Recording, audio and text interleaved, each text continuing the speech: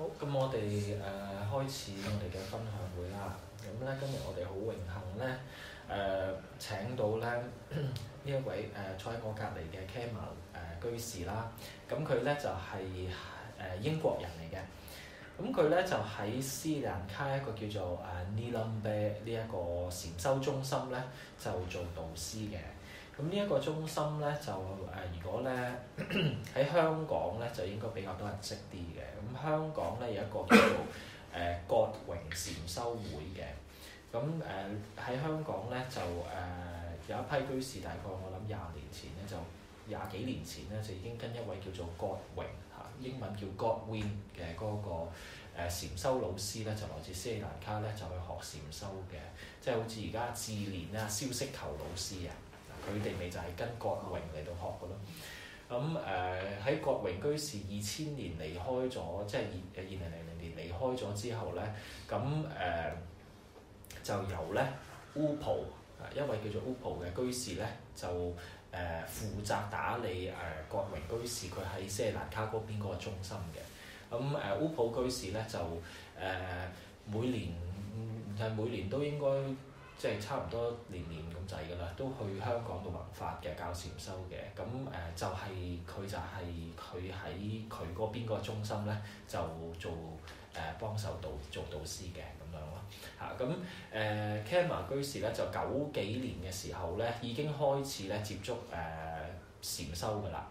咁喺90幾年嘅時候就跟葛印卡嘅傳承 Goenka 呢一個傳承咧，就喺英國咧就去到參加佢啲10日禪修營。咁因為佢當其時咧就唔係咁想有啲宗教成分嘅禪修嘅。咁跟住之後慢慢咧，久而久之，因為10日嘅禪修營咧，佢覺得唔夠啦。咁佢試過幾次10日，佢都覺得唔夠，佢就要長時間啦。咁跟住之後咧，佢就決意咧就去緬甸。咁去緬甸咧，就成為咗一個戒女即係其實就即係我哋緬甸嘅傳承裏邊就其實冇俾優尼出家人嘅。咁所謂出家其實就只係受8戒嘅啫，或者10戒。咁咧佢就喺緬甸咧就再跟一位出家嘅師傅咧嚟到去到學禪修。咁都係跟翻個人家嘅傳承，但係有少少唔同啦嚇。咁跟住之後咧都係佢由2000幾年開始一路到2010年咧，都喺嗰位出家師傅座下咧嚟到去到修嘅。咁嗰位出家師傅唔屬於我哋即係我哋即係緬甸嗰幾大派嘅禪修方法嘅。咁主要都係跟佢嚟到修嘅。咁跟住之後咧，佢就再有喺我哋馬士傳承喺尼泊爾嗰度嘅中心咧，又密集禪修咗4個月咁樣嘅，跟我哋一位導師咁嚟到學嘅。咁亦都有喺另外一啲禪修中心咧，就學過止禪嘅咁樣咯咁所以佢個禪修經驗咧係好豐富嘅。咁佢係學咗好多即係禪修方面嘅嘢。咁就當然就呢幾年就喺覺榮居士嘅斯里蘭卡嗰個中心度去到學習啦咁佢亦都係聽咗好多覺榮居士嘅嗰啲嘅開示啦。咁就佢都係會係認同咧，就要用一種比較係輕鬆啦一種自在啲嘅方法嚟到去到修行嘅。咁所以大家咧今日嚟咧就可以即係向佢請益呢方面嘅修法啦。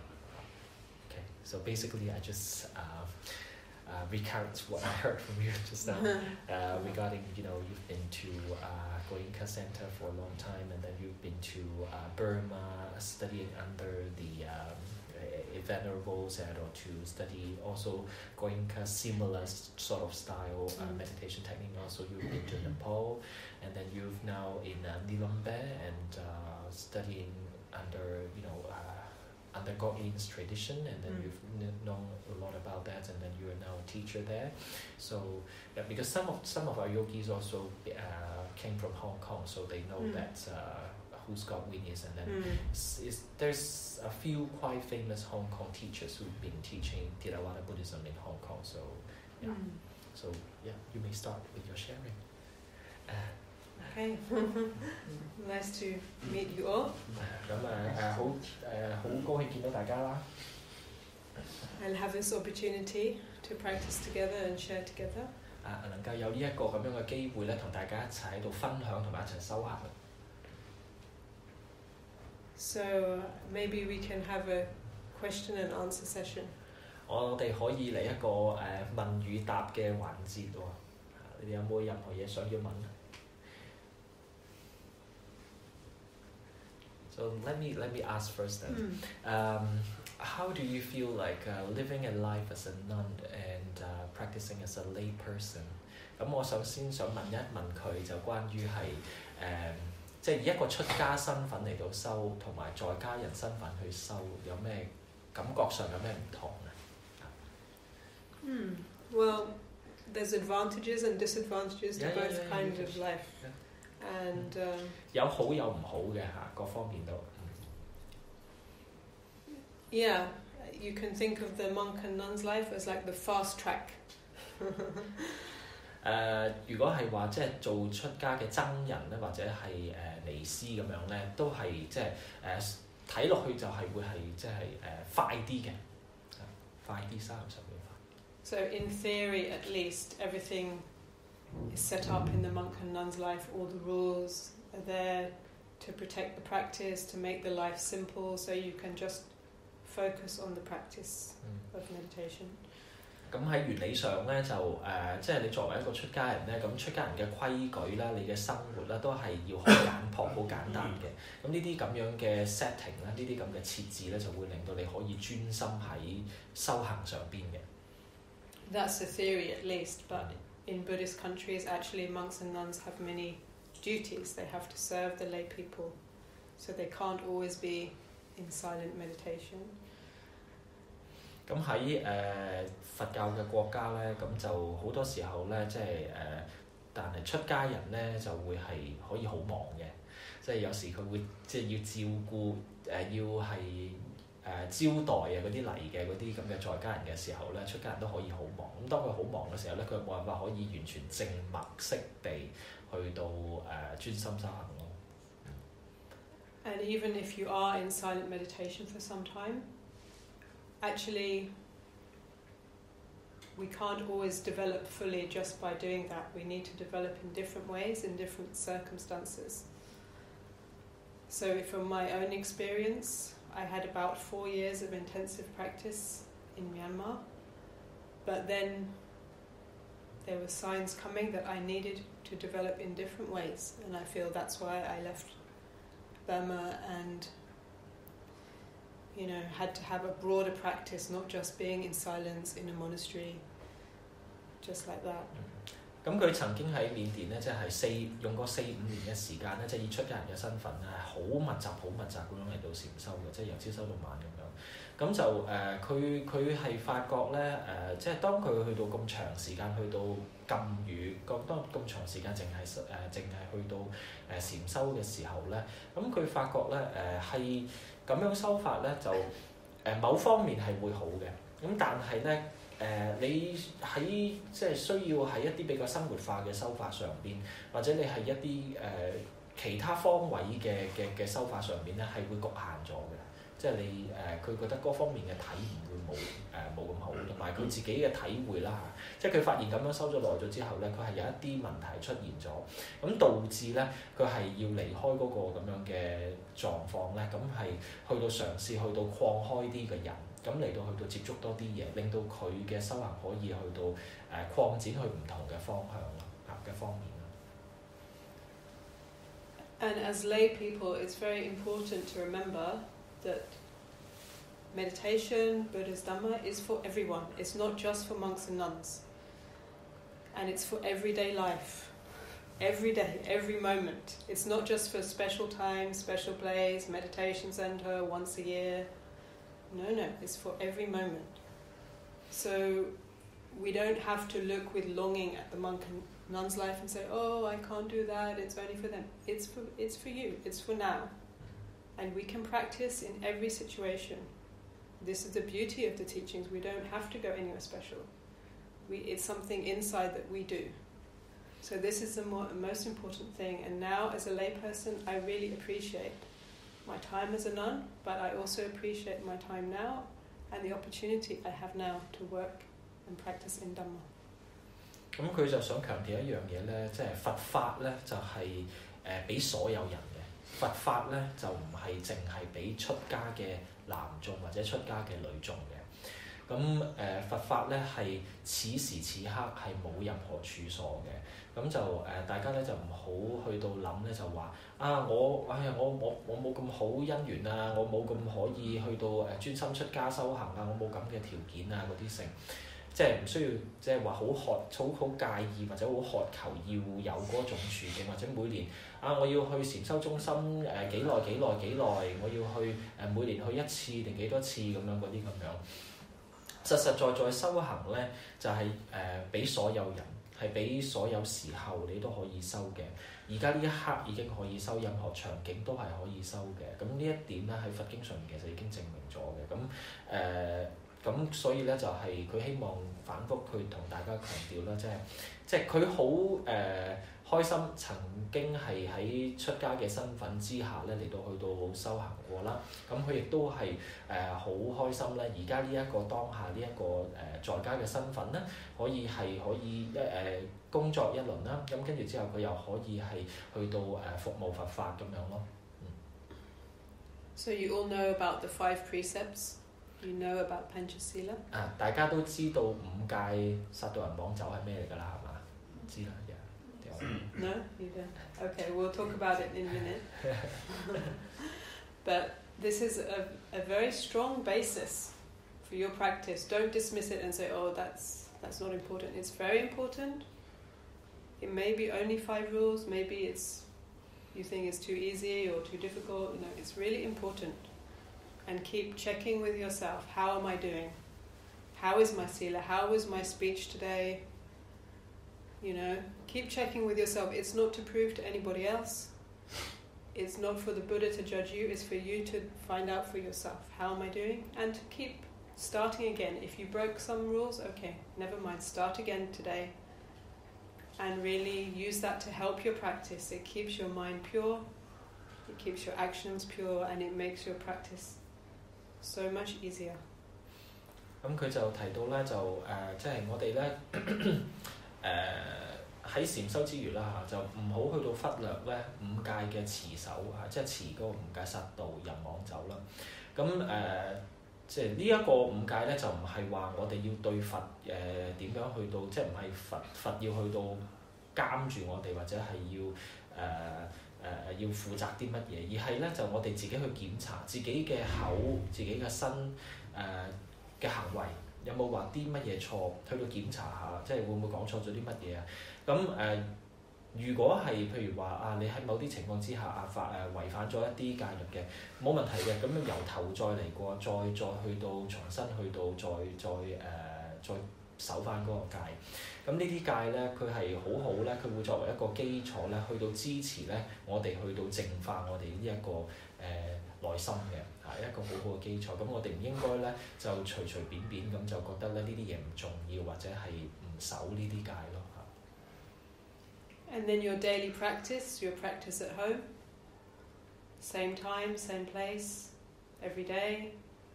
Decide how long you can afford in your daily routine. Maybe only 15 minutes, maybe half an hour, maybe 1 hour. Whatever is okay for you. And then stick to that. Have the discipline. Every day I do this. Just like eating, just like sleeping, just like taking a bath. We don't forget to do that. So also with our meditation, we do it every day, whether we want to or not. We know it's good for us, and then we get the benefits. 咁我哋咧就去到盡可能咧每日咧就養成一個習慣啦，去做一個決意啊，就好似我哋刷牙洗面食飯咁樣，就每日咧都係有一個特定嘅時間，可能就係15分鐘嘅禪修咁樣，就每日咧我哋堅持啦，就要去到修呢15分鐘咁樣。咁去將佢變成養成一個習慣咯，去到等佢咧就係即係同其他嘅生活呢啲行為咧就係融成一體嘅。咁就知道呢一樣係好嘢嚟嘅，咁我哋咧就每日都去做，每日都有個下一個決心去到咁樣做。And then we come to a place like this once a week or once a month. We meet with our Dhamma friends. We practice together. we get some inspiration, and we recharge our Dhamma batteries, and we become stronger for our everyday life. 咁我哋咧就可以每個禮拜啦、每個月咁樣嚟一嚟咁樣咧，嚟好似我哋呢啲禪修中心咁樣咧，就同一啲佛法嘅朋友去到聚會啦，咁去到咧叉電咁樣，就即係去到互相支持啦，嚟到去到令到我哋可以繼續行呢一個修行嘅路上邊。And so we develop our formal practice, and this starts to help in our everyday life.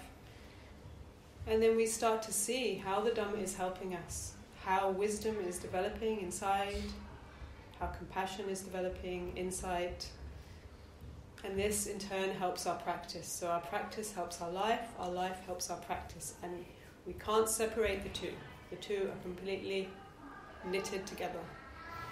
咁我哋咧就當我哋養成咗習慣之後咧，咁呢個習慣咧就可以協助我哋嘅生活令到我哋可以更好地面對生活啦。咁同時間我哋做好我哋嘅生活之後咧，咁亦都可以互相去到支持翻我哋嗰個修行嘅嗰個禪修啦。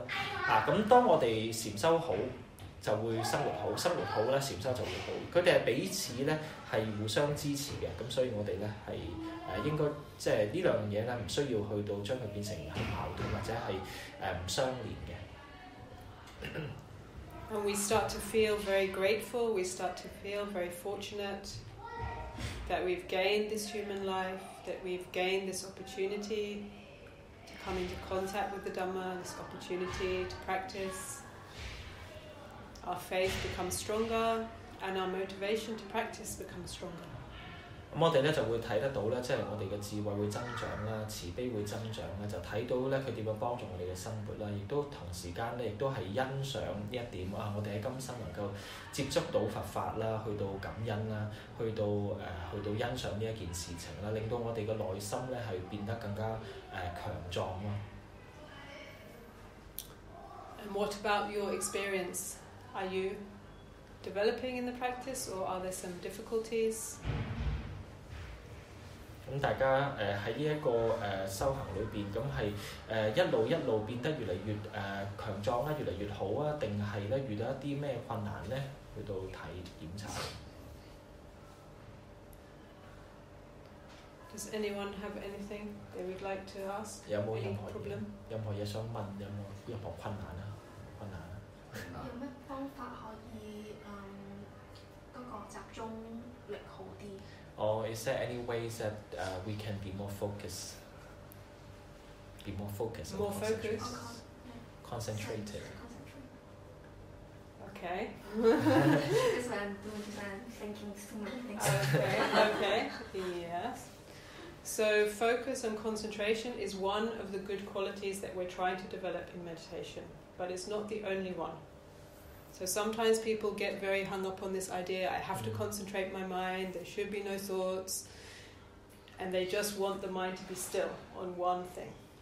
And it's very nice if that happens, but that's not necessarily what we're doing with our meditation. 咁咧就佢提到咧就專注或者係要集中呢一點咧係即係禪修嘅其中一樣嘅元素嚟嘅。咁但係咧就有一啲人咧就會係好想咧長時間個心咧就係冇任何念頭，淨係集中喺一點上邊嘅啫。咁如果做得到當然係好，但係咧呢一樣嘢唔一定會練得成，亦都唔一定會係發生嘅。其實即係我嘅補充啦，我私人就呢一個咁樣集中嘅練習咧，唔代表你會冇煩惱嘅。其實即係集中同埋冇煩惱咧係兩樣嘢嚟嘅所以集中呢一點咧係其中一種練習，但係佢係可以被有更好嘅利用嘅方法嘅。So in the Mahasatipatthana Sutta, the Buddha said, if the mind is scattered, we know it's scattered. If the mind is concentrated, we know it's concentrated. The most important thing is the knowing. 喺佛經裏邊咧，其實有一本經咧叫做Mahasatipatthana Sutta 大念住經或者大念處經。呢一本經咧裏邊咧，佛陀係提到咧觀心嗰一點上邊咧，佢就話：當一個人散亂，即係亂諗嘢嗰陣時候咧，知道散亂。所以咧喺嗰個經裏邊咧，佢唔係叫你唔散亂，佢佢係咧叫你知道。咁咧，所以佢其實嗰個經咧就佛陀提到個核心咧就係要保持覺知，嗰、個知咧係重要嘅。Does that make sense?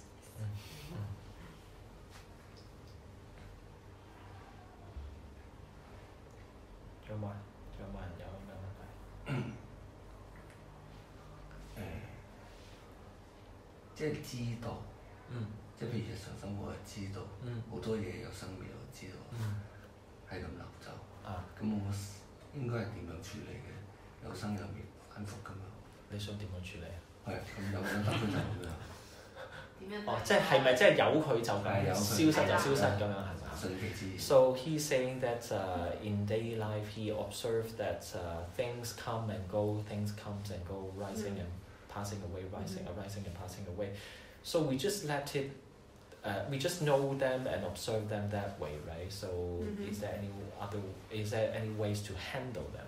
He used the word handle.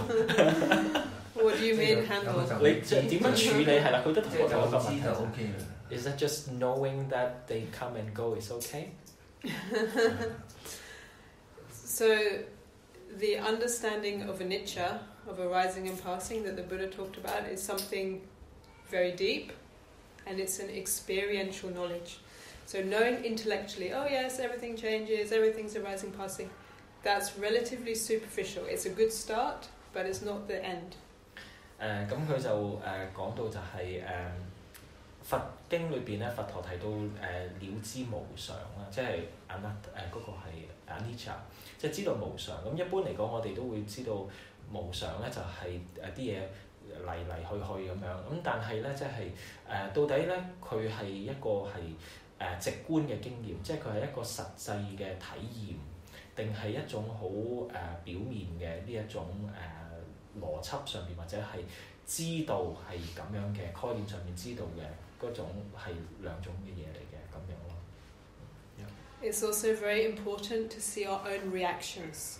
So an ordinary person has many reactions, internal reactions or defilements, negativities that arise in reaction to what happens. We see something we like, we develop craving. We see something we don't like, we develop hatred. We need to learn to observe this and see how this works and understand it. 咁我哋要留意咧，我哋啲反應啊，留意咧即係我哋對於某一啲嘢會產生中意啦嚇，咁中意咗之後咧，咁你就產生貪欲啦。咁到你又有一啲唔可以嘅一啲即係唔順意嘅一啲對象嘅時候咧，你就會產生憎恨啦。咁我哋就要留意呢一啲反應，留意呢啲心嘅運作咯，去了解佢咯。係睇到，好多都睇到，即係好多即係人性，即係陰暗面係睇到。但係咪即係知道嘅陰暗面就 OK 咁樣。He said that like he can see that in daily life there are many dark sides of a human mind that pops up, and then is that just knowing that these and that appear is okay? Yeah, so knowing them and also learning not to react to them.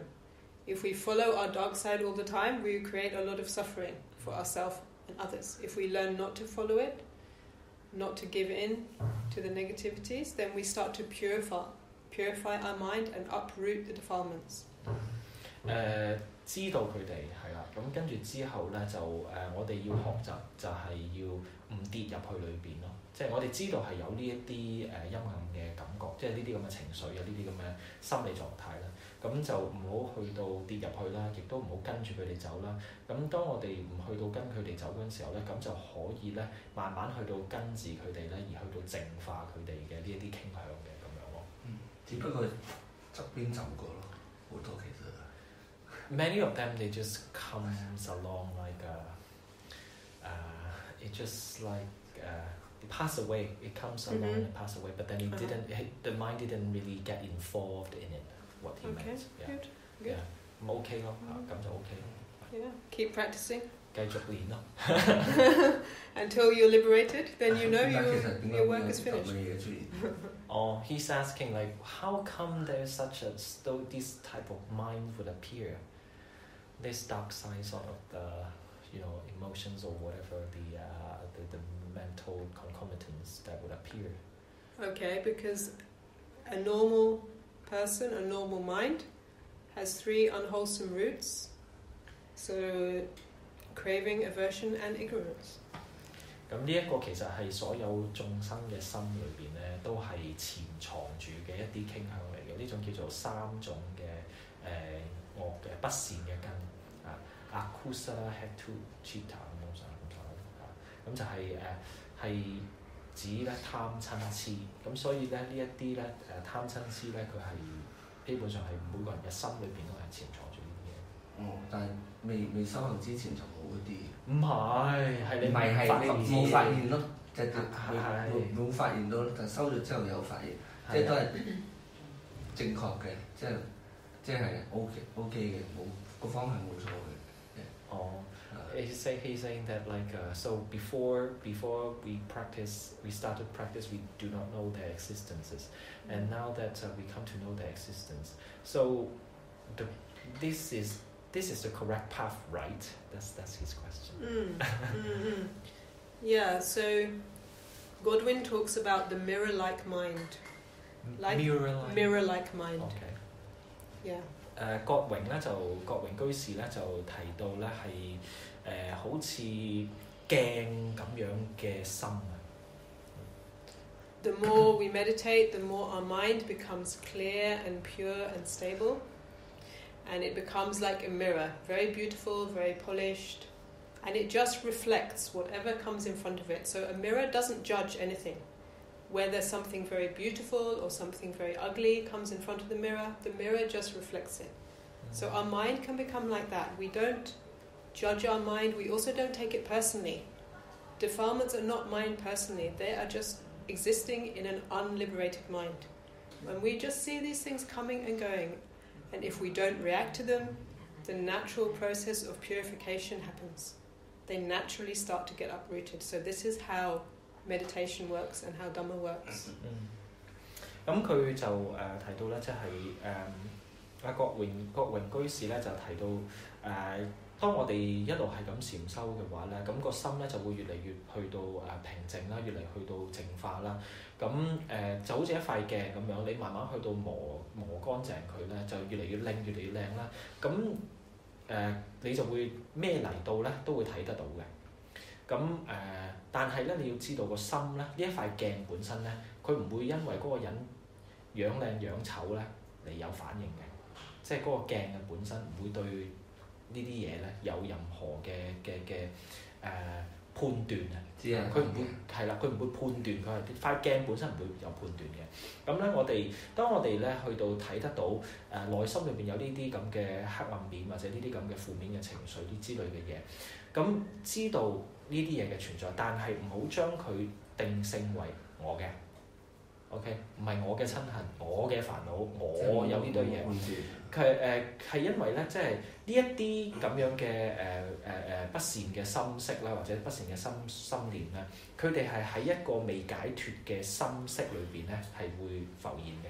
咁就知道佢哋就係呢啲咁嘅狀態。咁當我哋繼續咁樣修落去咧，咁繼續慢慢淨化落去咧，咁呢啲現象咧就會係被解脫㗎啦。咁講，即係就係咁，即係唔好去到將我彈入去咯。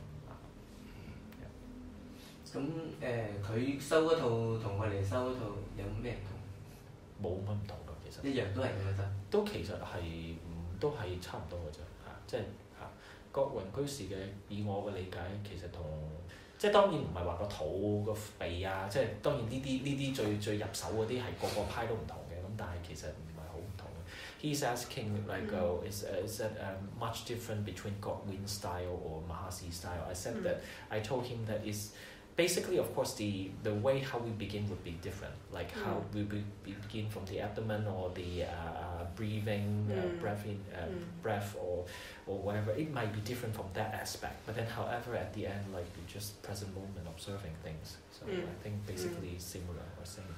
Yeah, it's still the Buddha's teaching. It's just a different approach. 都係唔同嘅手法咯，但係都係佛法咯，基本上就係咁啦。咁佢涉獵咗好多嘅法門啦，有冇邊啲法門佢覺得係比較特別啲，而佢又自己係專注喺嗰個？所謂特別者係意思即係快啲，即係佢自己中意，佢自己中意。係啦，最殺家。They want to ask like after getting to know so many meditation methods and so-called techniques, then is there anyone that you are very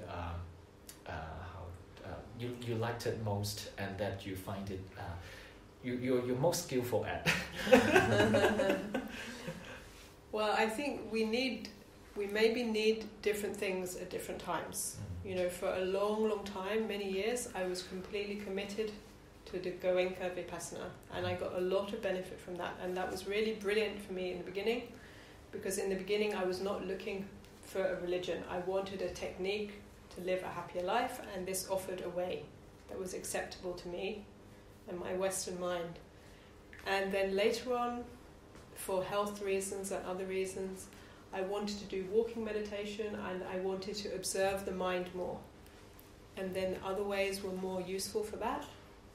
And now the way that I teach and practice is much more to do with open awareness and the gentle way of Buddhist meditation as taught at Nilambe, and that suits me now. But I would never impose that on anybody. Everyone has their own individual path. They have their own individual needs. Of course, I would say the teaching of the Buddha is the best.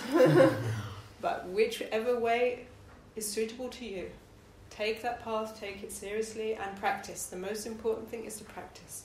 Don't just believe in it. Don't just say this way is best. Don't argue about it. Just do it. Really, that's the most important thing.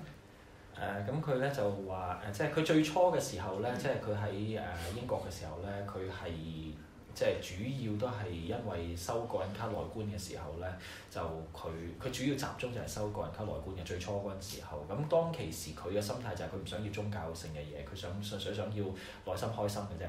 咁佢就修嗰陣時候咧，就覺得嗰個方法咧，就喺嗰個階段咧，就係幫到佢好多嘅，即係令到佢有啲體會嗰啲成啦。咁佢嘅睇法就佢而家嘅諗法就係、即係其實每個人嘅階段唔同咧，就需要嘅嘢唔同嘅。咁到佢修到咁上下一段長時間之後，咁佢發覺佢係想要做多啲行禪嘅修法。即係因為個人卡內觀其實就主要坐嘅，因為即係我嘅經驗就係一日坐11個鐘嘅，即係分開階段啦，但係坐11個鐘。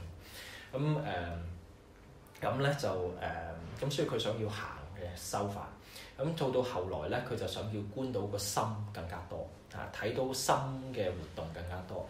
咁之後就再去接觸其他嘅修法嘅時候咧，就嗰啲修法咧就比較可以適切到佢嗰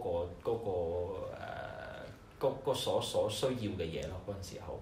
咁所以咧，佢就而家呢一刻咧，佢就喺嗰個 Nilambe 個禪修中心嗰度咧，就佢採取係一個比較柔性嘅，同埋係一種好全然嘅覺知，叫做開放性嘅覺知 （open awareness） 呢個字，開放性嘅覺知嘅一種修法，就係比較輕嘅，好自然同埋好柔嘅。但係佢由始至終想講嘅咧，就係佢唔希望咧就話用任何嘅方法或者任何嘅方式去到規限各位在座嘅人，就各人咧都應該係自己咧去到睇自己嗰個方法，咁就唔好去到拗話點樣邊樣好啲唔好啲。當然佢會話佛法係最好嘅，咁但係咧就咩方法咩性咧，你唔好拗住，你先去試一試去感受下，跟住之後你去睇。即係你適合嘅係乜嘢咁樣咯。If you keep thinking about is this way better, is that way, is this way, so many doubts, so many thoughts come to your mind, you waste a lot of time, you waste a lot of energy.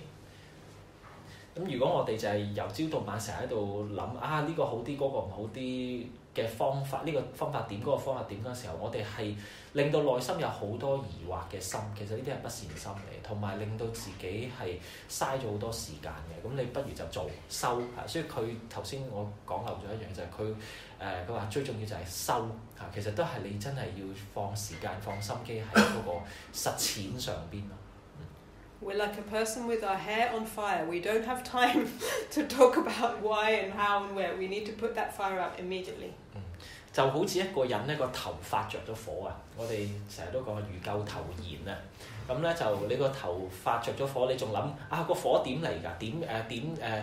點解會係我咁？點解會係嚟呢啲咁？你冇時間嘅第一件事叫做係咩啊？整熄個火，就係咁。啱啱提到咧開放式開 Open awareness 係。Open awareness 其實係即係點樣？哦，she want to ask about what is open awareness. Can you introduce a little bit? So open awareness is a choiceless awareness. It's not choosing this object or that object. It's allowing whatever to come and to be aware of that because awareness is most important. 咁open awareness 咧，開放式嘅覺知咧，當然佢嘅重點喺個覺知上邊啦。咁呢一個覺知嘅意思咧，就係唔好去到選擇任何當下生起嘅目標係乜嘢啊，即係唔好揀。咁所以叫 choiceless 啊，即係唔去到揀任何目標。咁俾任何而家呢一刻出現嘅係乜嘢，就俾佢出現。啊，呢啲目標可以係一啲感覺、諗法，嗰個身體嘅接觸嘅又可以，咩都可以嘅，其實係即係補充上邊嚟講。So on the one side you have traditions which say you should be only aware of the breath or only aware of the body. On the other side you have open awareness. And I would say that Mahasi is somewhere in the middle because you're starting with awareness of the rise and fall, but then when other objects come you're also aware.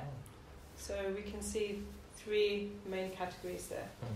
咁基本上佢就會咁樣嚟到睇，即係禪修圈裏邊嘅呢啲咁嘅傳統上邊嘅修法咧，就有一啲修法咧就好強調咧，你要集中係睇身體嘅某一部分，或者係身體某一啲感覺嘅，例如係呼吸咁樣。咁有一啲咧就好似佢頭先講嗰種咧，就係最開放嘅，就乜都得嘅，你觀乜都得。咁呢個就係最開放嘅個位。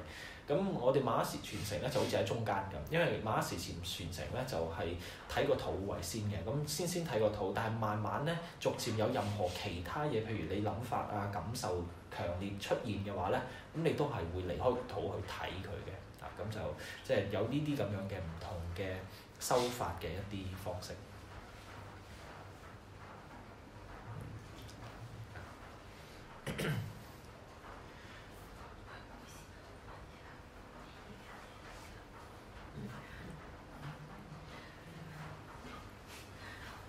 So how do you feel like in such intensive commander-like setting? So what would be the benefits and what would be the disadvantages? Like would that put too much pressure on yourself, and would that be would that gradually come to a point where you felt like it's too much pressure? I'm just asking myself to do too much on this meditation thing or something, and later then you gradually decrease that sort of pressure using some other ways or something. You mean it being an intensive retreat? Yeah, like for so long, and yeah, would that pile up that sort of pressure on you when the teacher is too demanding or asking you to sit for long hours or things like that? Yeah, I mean, I think it partly depends on your mind. You know, if you have a very lazy mind, then maybe you need someone pushing you. But if you're already very strict, then it's not necessarily helpful. Yeah. But I think it's also a question of paramis. It's also a question of developing good qualities and perhaps also sharing more. You know, it's not about just our own practice. We need to share with others, interact with others. Yeah, but I mean, in intensive retreat where you are being silenced all the time, would that somehow give you sort of pressure on yourself that I have to sit for 12 hours today, or that I haven't been sitting enough, or that with that sort of thinking, that do you think that intensive retreat would somehow impose on yogis somehow? Yeah, I mean, I think it's not recommended to be in intensive retreat all the time. I don't think any teacher would recommend that. They would always say, do an intensive retreat for some time, then go out into your life and apply it in life. We have to live in the world, most of us have our jobs, our families, our responsibilities. It's not about running away from them. we can develop more and we can also share more if we're out in the world. If we just lock ourselves in a cell all the time, we may actually be limiting our development. 咁就我頭先就問阿 Kema 居士咧，就即係喺我哋密集禪修嘅時候咧，即係當咁長期講緊係幾個月，想講緊幾年嘅密集禪修，禁語式嘅密集禪修，每日坐即係修成10幾20個鐘咁唔停嘅，咁會唔會係某程度上會製造一啲壓力俾自己，或者係會係令到自己喺某程度上會係產生一啲無形嘅壓力之類咧？咁佢嘅睇法就係、即係其實佢都認為啲老師或者佢自己本身咧都唔太建議咧係長期要處喺呢啲密集嘅修行嘅環境裏邊嘅。我哋應該係咁，即係有一啲時間咧就去呢啲密集嘅禪修啦。咁嚟到去到培養呢一啲修行嘅嗰啲好嘅嗰啲心同埋特質，跟住之後去到日常嘅環境啦，去嘗試去應用佢。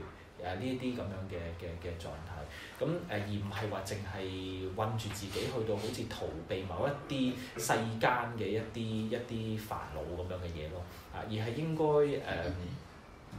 即係去到多方面去發展自己嗰個修行。如果唔係咧，就我哋嘅修行會好似好框死咗喺淨係睇住自己嗰個心嘅嗰個問題。即係佢冇辦法可以同人分享啊咁樣呢啲，咁佢覺得其實同人分享佛法或者係互動上邊嘅佛法咧，其實係即係唔一定佛法啦，互動上邊嘅行為都係對於培養修行嘅一啲重要嘅方面嚟嘅。If I may say something from my own experience, when I started to meditate more than 20 years ago, my family had no interest in meditation whatsoever.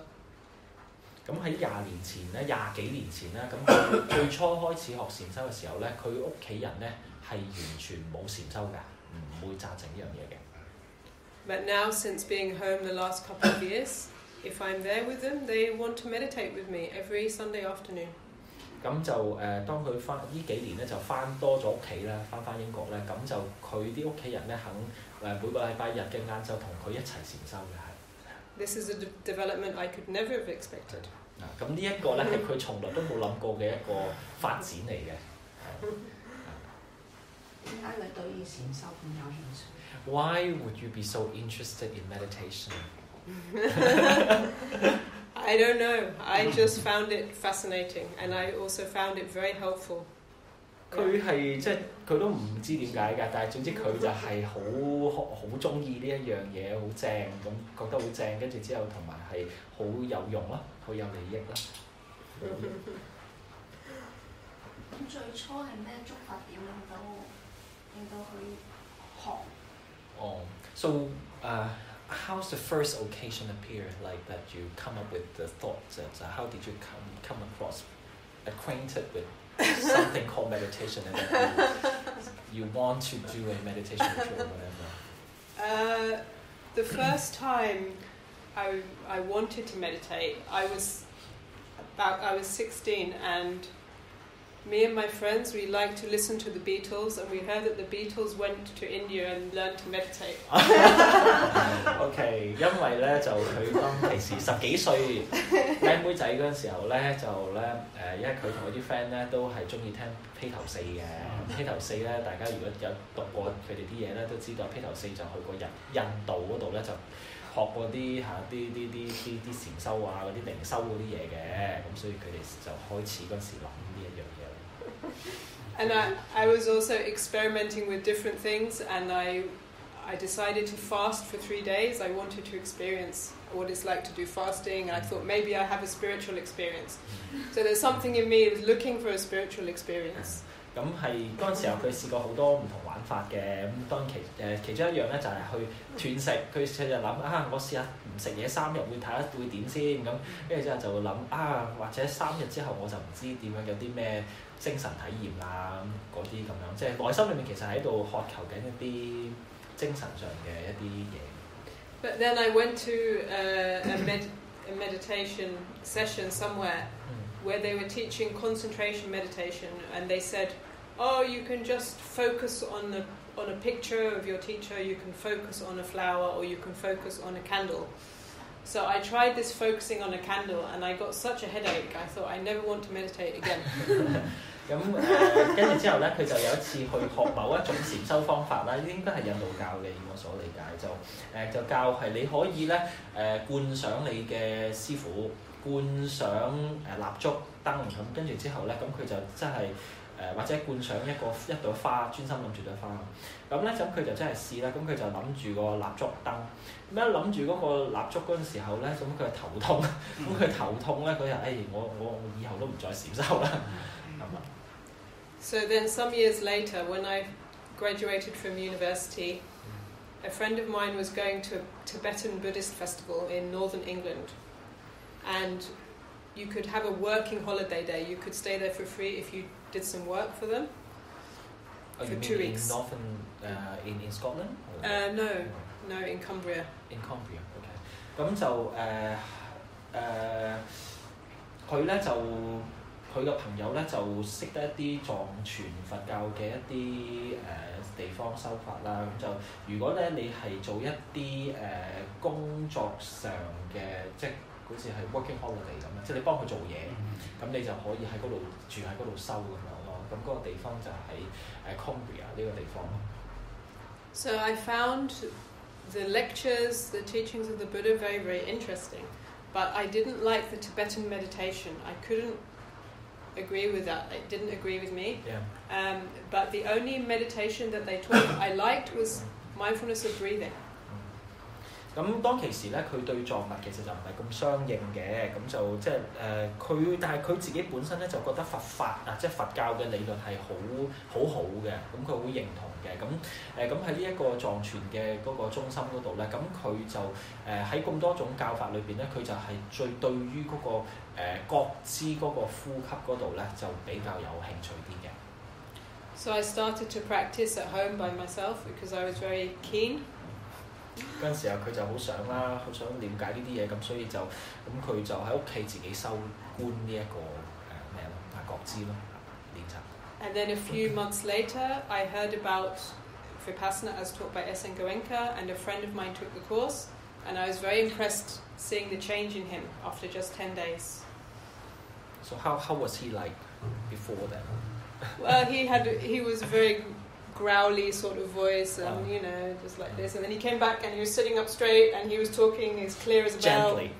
Yeah, very clear, and I was just fascinated. I thought I have to do this course. OK， 咁就佢咧就後來佢透過一個朋友啦，咁嗰個朋友咧就去上嗰個個人卡嘅內觀10日禪啦，咁跟住之後咧佢個朋友咧就係有一啲轉變嘅，即係講嘢一嚿嚿咁好即係。後來變到好清晰嘅，咁跟住之後咧，咁佢就我都真係要試下先咁樣咯。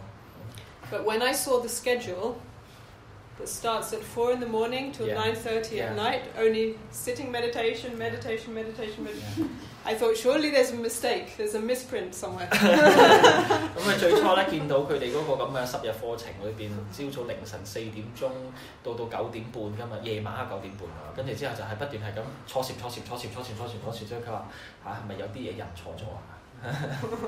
And then I thought, well, this meditation is very good for someone else, not for me. 呢個禪修方法應該都係對其他人有用，對我冇乜用。But then I decided, okay, yeah, just this once in my life I'll try it. 跟住之後佢就點都係好好大試一次啦。But then once I tried it, I got the taste of Dhamma, and I wanted to taste it again and again. 咁跟住之後咧，開始有一啲法嘅味道啦。咁跟住之後咧，咁佢就着迷咁，跟住之後就一次又再一次咁試啦。Yeah, just like a drug, but it's the best drug you can take because every other drug keeps you enslaved, whereas this drug frees you. 咁即係頭先有師姐就話呢個就好似毒品咁樣，咁毒品咧就會令到你咧變成奴隸嘅，因為佢會係令到你迷咗嗰樣嘢，你會係被操控嘅。咁但係咧呢一種毒品咧即係佢係唔會咁樣，會令到你被奴隸化嘅，佢係會令到你咧就係解脫嘅，令到你個心係 free 嘅，令到自由嘅個心。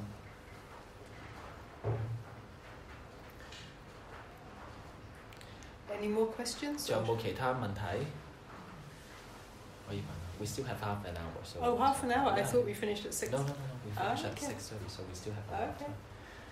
有冇試過喺 meditation 嘅過程之中有啲唔好嘅經驗係可以講一講，而我哋你意思指唔好嘅經驗，你意思係指一啲好負面嘅情緒走出嚟啊？或者心理或者精神上嗰啲嘢。So she wanted to ask during all these intensive meditation, did you ever come across some difficulties or negativity that came up, like emotionally or physically, that you came across that you can share with us, that how did you dealt with them at the end? Yeah, so with Vipassana, it's a process of purification. We're purifying our mind, we're uprooting the defilements and the negativities. So they have to come up. This is how we purify. If they come up, we don't think this is bad. This is part of the process.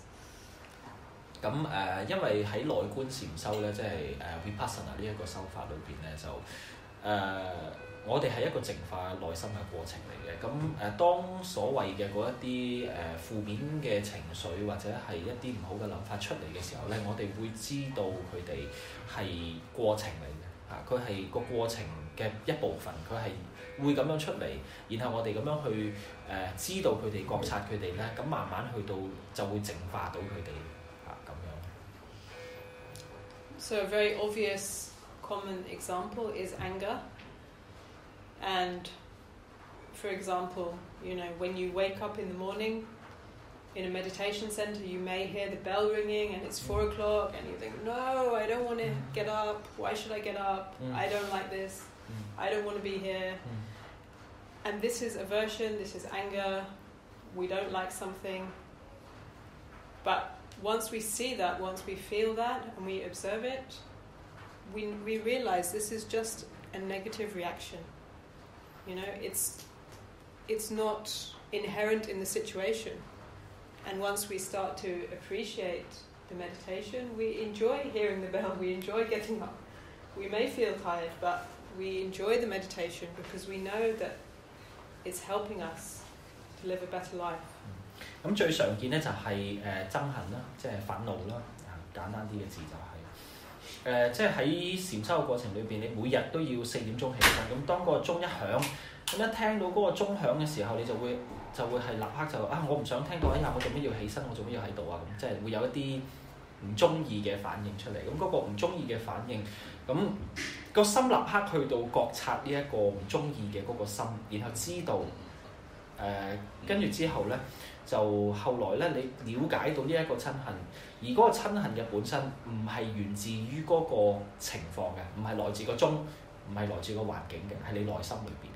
咁嗰個當佢慢慢去了解，然後去到睇到佢出現同埋佢消失之後咧，咁之後以後再同樣嘅情景再響嗰個鐘嘅時候咧，個內心咧就唔再以嗰個討厭憎恨嘅嗰個角度去睇嗰個鐘啦，就係、變後係一種享受啊，即係去到接受呢、嗰個鐘去到響，咁每日都係咁樣去響，咁就冇嘢啦，就會可以就喺嗰個過程裏面淨化咗嗰個憎恨咯，呢個其中一個例子。And similarly, when desire comes, our mind starts running to the future. It starts making plans.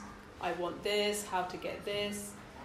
Thinking about the pleasures and what we want to get, and we're completely missing the pleasure, the simplicity of the present moment. 咁另外一樣嘢就可以分享就係慾望咯。咁當我哋去到即係我哋想求某樣嘢嗰陣時，想要某樣嘢嗰陣時候，我哋就會諗將來要咁樣做，去到有一啲計劃，去到想要嗰樣嘢，咁跟住之後咧就活咗喺嗰個對未來嘅呢一啲計劃嘅呢啲慾望嘅想法裏邊。咁而忽略咗咧當下而家呢一刻最簡樸嘅、最冇嘢嘅、最冇事發生嘅呢一個嗰個咁清靜嘅嗰個喜悅嘅嗰個狀態咯，嗰個快樂嘅當下咯。And desire always tricks us. It always deceives us into thinking we're going to get more happiness than actually it can really deliver us. 咁呢一個慾望咧，佢係好精嘅，佢係好叻去到我哋咧，就會係承諾我哋咧未來會得到更加多嘅快樂嘅，只要你聽佢話嘅話。咁當然實際上就梗係唔係咁啦。And every time it comes, it deceives us just the same way. And almost every time we fall for it, we fall for that. 咁每一次咧，慾望出嚟嗰陣時候，佢都係咁樣好成功地咗我哋咧，就去到將來會係有開心嘅。We're so foolish, we're so ignorant that we believe its stories every time. 咁我哋咧就好愚痴地咧，每次貪慾望一出嚟咧，我哋都係相信佢然後跌入去嘅。But slowly, with our practice and with hearing the Dhamma, we start to identify. When desire comes along, we start to see it. And we start to remember, oh yes, this is desire, I don't have to believe it. 咁咧就當我哋嘅禪修越嚟越好咧，咁我哋就發現呢個慾望嘅出現啦。咁當我哋發現慾望嘅出現之後咧，我哋就知道，呢一個係慾望，知道佢係慾望。咁跟住之後咧就會知道咧，就我哋唔去到將呢個慾望變成我嘅慾望。唔需要跟佢走，知道我哋唔需要相信佢嘅，佢只係慾望啫咁咯。It's like when you're sitting at a table and you eat one piece of cake and then you say, oh no, I must have another piece, I really need the second piece. And the desire is so strong that you believe that. But if you identify the desire, you can say, no, my body doesn't need this, it's just greed.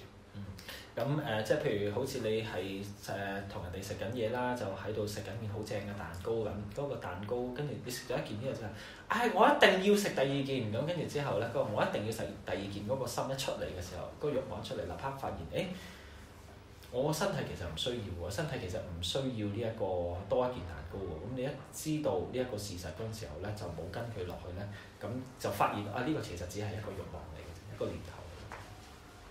And then we start to experience that desire is actually very unpleasant.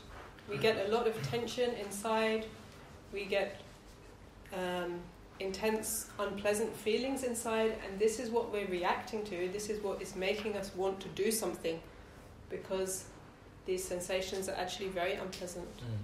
咁再進一步咧，你會睇到一個事實就係咧，每當呢一啲慾望出嚟嘅時候咧，佢會帶嚟痛苦。呢一個慾望咧，佢係會令到你內在咧緊張，佢會令到你好緊張，同埋令到你辛苦。咁當你越嚟越發覺呢一種慾望同埋苦嘅嗰個關係嗰陣時候咧，你就會知道咧，慾望嘅出現咧係帶嚟痛苦嘅呢一個事實。But if we learn to observe these feelings objectively, then we don't add any fuel to the fire by getting involved in the craving. If we just follow the desire, we're just in the cycle of generating more and more craving. If we can stand back and just observe, it's like a fire, it dies down by itself if you don't add any fuel to it. 咁當呢個慾望咁出嚟，而又出現咗一啲唔舒服嘅呢啲苦嘅感受嗰陣時候咧，我哋要做嘅係咩咧？覺知呢啲感覺。咁當我哋只係覺知呢啲感覺，純粹就係感覺，慾望就只係慾望嘅時候咧，咁我哋咧就唔會再加一啲油落去，令到嗰個苦更加加強。咁但係如果我哋跌咗入去咧，即係再加強呢一啲，再跟住呢啲慾望走嘅時候咧，咁嗰個苦咧就會點啊？就會更加滾大咯。嗰個由慾望帶起嚟嘅痛苦就會更加加大。咁就好似你倒油落去火裏邊一樣咯。咁所以咧就我哋只需要咧就純粹覺知到呢啲感受，唔去到跟嗰個慾望繼續走落去。跟住之後咧，咁佢就好似一把火咧冇油嘅火咁樣咧，佢就慢慢自己就要熄滅㗎啦咁樣。And then with effort, we need to keep balancing the effort in our practice.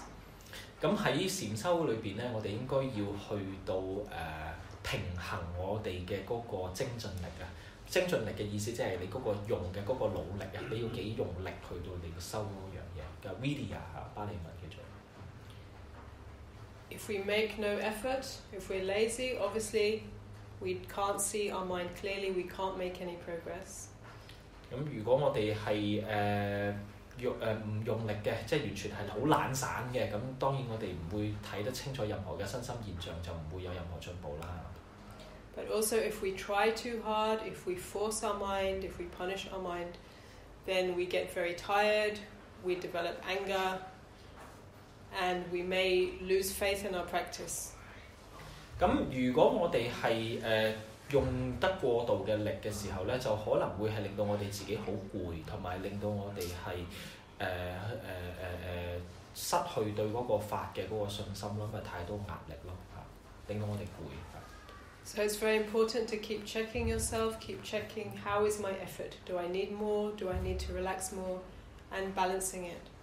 咁我哋應該咧就要去到檢查，成時檢查呢一啲有冇過度地用力嚇，佢係咪處於一個平衡嘅狀態然後去到調整佢咯。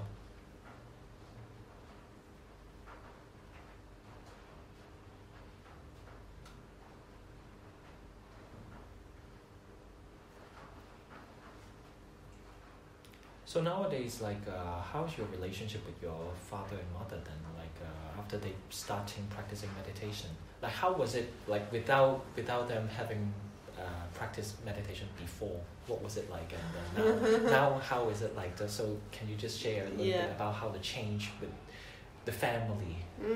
Yes, it's been a very big change.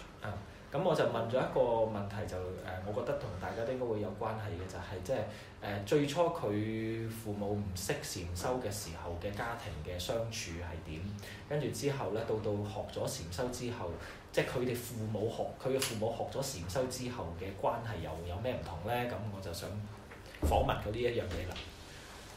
So when I first went to Burma, at that time Burma was a very closed country, so it was difficult. If you left, you had to get a new visa.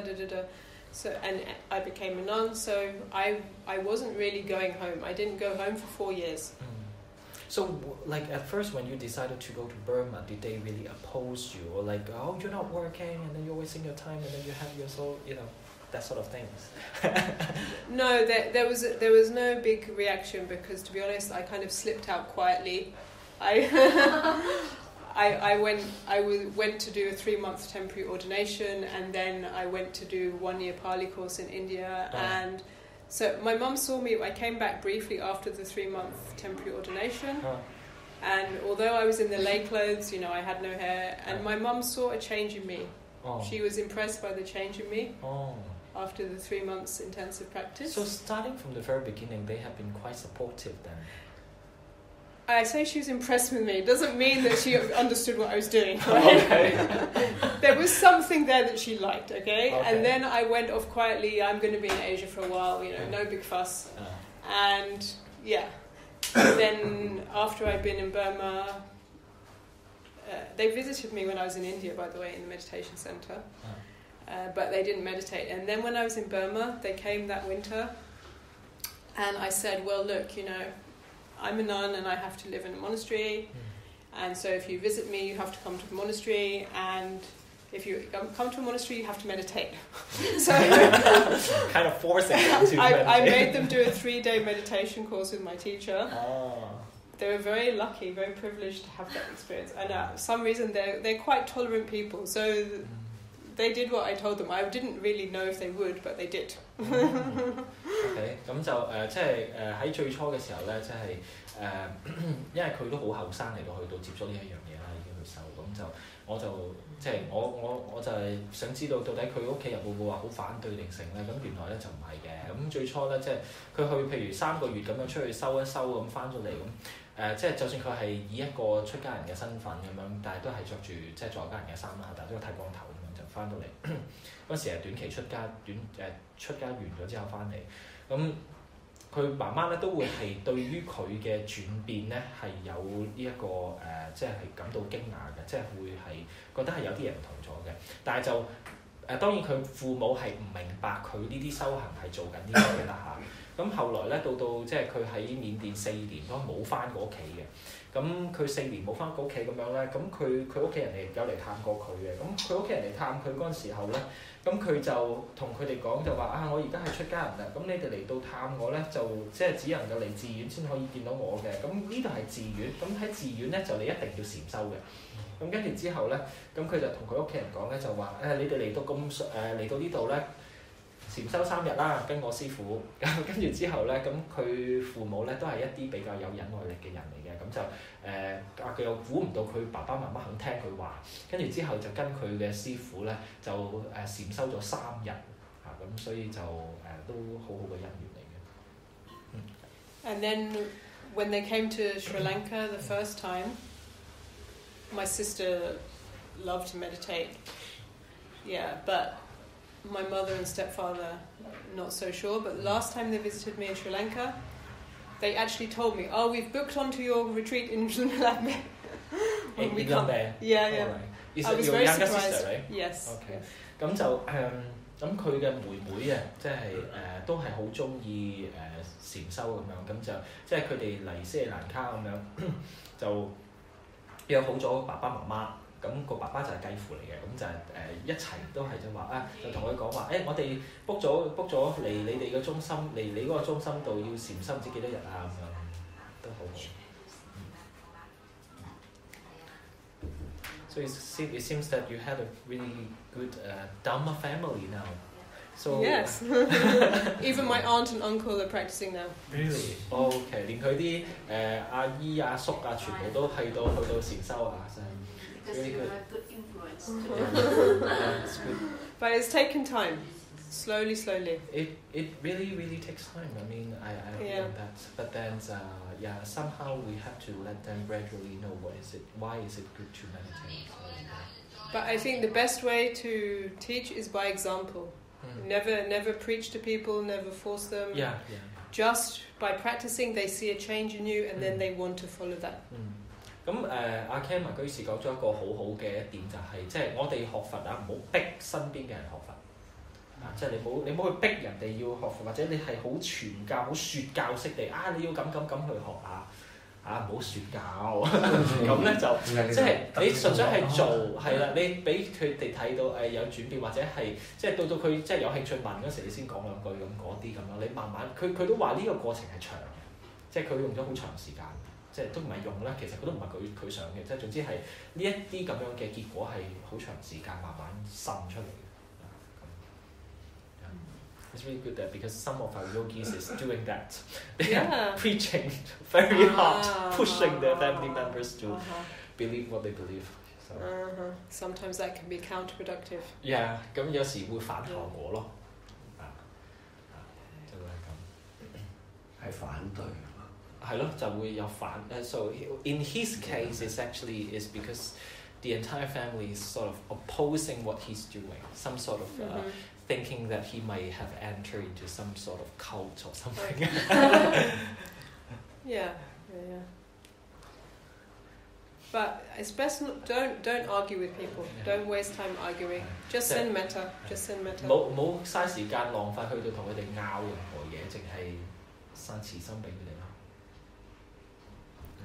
You know, nobody has to agree with you. Nobody has to agree with you. You know the value of your practice. You continue your practice. That's the most important thing. 我哋要明一樣嘢就係冇任何人需要同意我哋做緊嘅嘢嘅，但係我哋自己明白而家做緊嘅嘢係發生緊咩事，咁就 OK 㗎啦，繼續落去。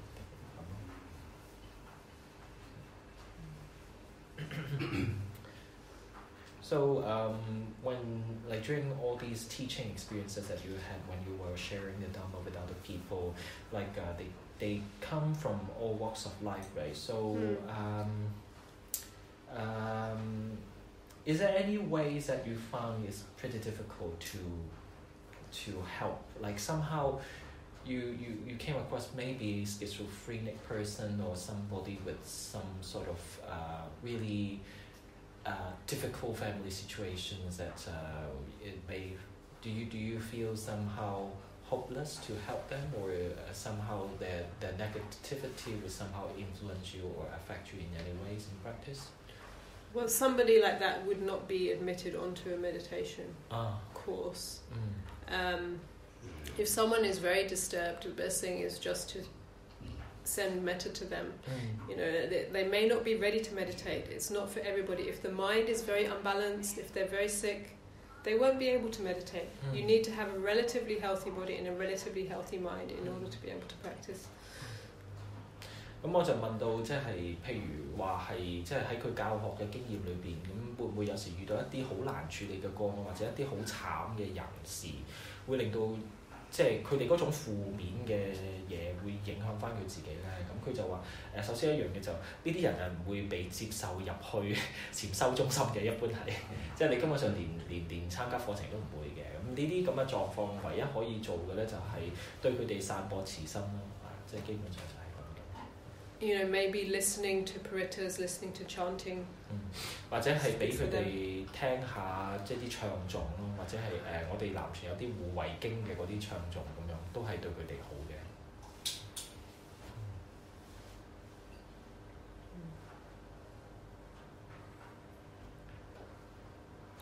Shall we continue in a more informal way over a cup of tea or something? No problem. It's actually we normally do it like this a chit chat sort of way. Yeah. It's okay because we are all a person, so it's no problem. So, so in the future, will you think about going back to the nun life or with keep on what you're doing now? I'm open to it. I feel I do what I need to do at the time, and for me, it's always the practice always comes first. How can I practice the best at the moment? So my life has taken me that way, and who knows what will happen in the future. 咁我就問即係佢第日會唔會諗要翻去繼續做出家人咧？即係可能會翻去變成即係再次出家咧咁。佢就話即係佢嘅睇法就係最緊要就係嗰個方式係咪對修行係最好嘅？即係只要嗰個方式係對修行係最好嘅，咁佢就會做嘅。咁但係佢唔知道將來會係點啊，咁所以就佢唔會去諗會定唔會咯。但係如果出現就出現，出唔出現即係咁。So very happy to meet all of you and share with all of you. 咁大家就好即係好開心啦！今日能夠喺呢一度咧，同大家去到分享下呢一次嘅嗰個禪修嘅經歷啊。OK。